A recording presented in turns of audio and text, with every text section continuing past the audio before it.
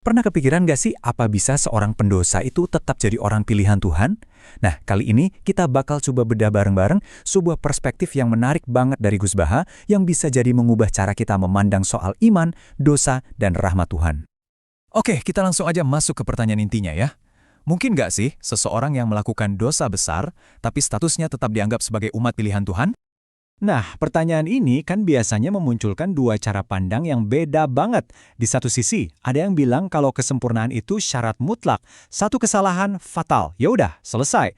Di sisi lain, ada pandangan yang lebih inklusif, yang percaya kalau status kita di hadapan Tuhan itu murni kehendaknya. Nah, Gus Baha ini secara tegas menantang pandangan yang pertama tadi. Pandangan yang kaku, yang seringkali dikaitkan dengan sebuah kelompok bernama Khawarij. Jadi, pemikiran kaum Khawarij ini simpel. Kalau kamu melakukan dosa besar tertentu, ya kamu otomatis keluar dari barisan orang beriman. Titik. Tapi menurut Gus Baha, konsep seperti ini adalah sebuah kesalahpahaman yang terus terang berbahaya tentang kehendak Tuhan. Kata beliau, pola pikir semacam itu tuh ibaratnya kita mencoba ngatur Tuhan. Beliau kasih analogi yang gampang banget. Ini tuh kayak kita ngasih tahu orang super kaya ponsel merek apa yang wajib dia beli. Kan aneh ya? Kita ini siapa mau memaksakan kriteria kita kepada dia yang punya segalanya? Lalu, gimana cara Gus Baha membongkar argumen ini?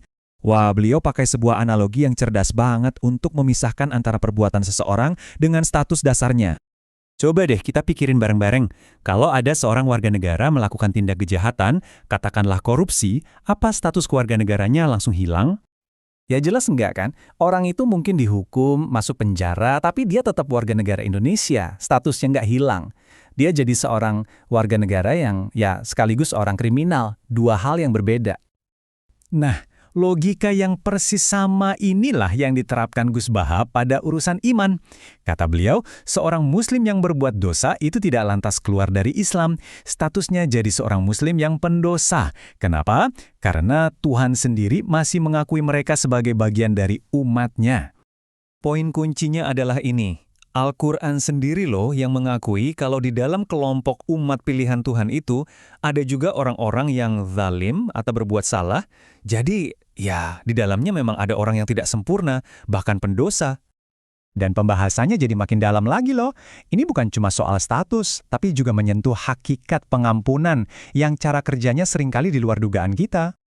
Kita ambil contoh pertama ya, kisah para penyihir Fir'aun yang waktu itu mau berduel melawan Nabi Musa. Bayangin, situasinya tegang banget. Ini pertarungan sihir tingkat tinggi. Tapi di tengah-tengah itu, para penyihir ini justru menunjukkan etika. Mereka bilang ke Nabi Musa, silakan Anda duluan atau kami yang mulai. Dan tahu nggak apa yang terjadi? Menurut Gus Baha, justru karena satu tindakan sopan santun yang nggak terduga inilah, rahmat Tuhan turun. Bukan karena doa formal, tapi karena adab. Gara-gara itu, mereka dianugerahi iman, bahkan sebelum pertarungannya selesai. Luar biasa kan? Terus, ada lagi kisah lain yang mungkin lebih sering kita dengar. Cerita tentang seorang perempuan yang profesinya adalah pelacur yang melihat seekor anjing sekarat karena kehausan. Perhatikan deh, perempuan ini kan nggak lagi melakukan ibadah ritual. Dia cuma bertindak atas dasar rasa iba yang murni pada makhluk hidup lain. Dia rela susah payah turun ke sumur demi seekor anjing. Dan hanya karena tindakan itu saja, Tuhan mengampuni semua dosanya. Jadi apa artinya semua ini? Kisah-kisah tadi itu menunjukkan satu hal yang penting banget. Rahmat Tuhan itu nggak bisa dikotak-kotakan dalam sebuah formula yang kaku dan sederhana. Di Al-Quran kan disebutkan, Tuhan itu mengampuni bagi siapa yang Dia kehendaki. Perhatikan ya, siapa yang Dia kehendaki, bukan cuma siapa yang meminta. Ini menekankan kalau kehendak ilahi itulah faktor penentu utamanya. Oke, jadi jangan salah paham.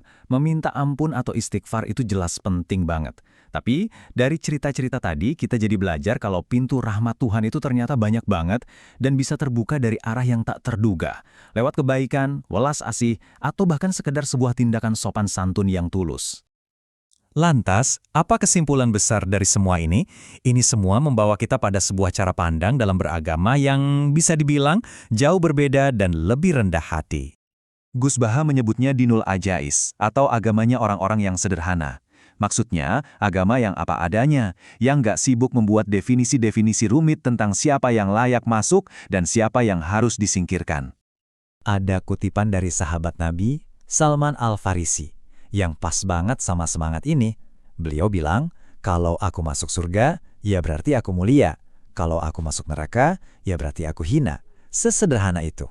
Status kita yang sebenarnya itu bukan untuk kita klaim sekarang, tapi ditentukan oleh hasil akhir kita nanti. Justru karena kita semua nggak tahu pasti nasib akhir kita sendiri bagaimana, kita jadi kehilangan hak untuk menghakimi orang lain secara final.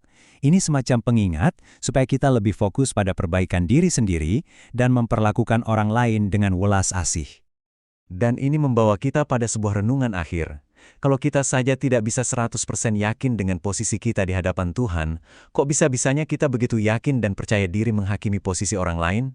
Sebuah pertanyaan yang menantang kita untuk mengganti penghakiman dengan kerendahan hati.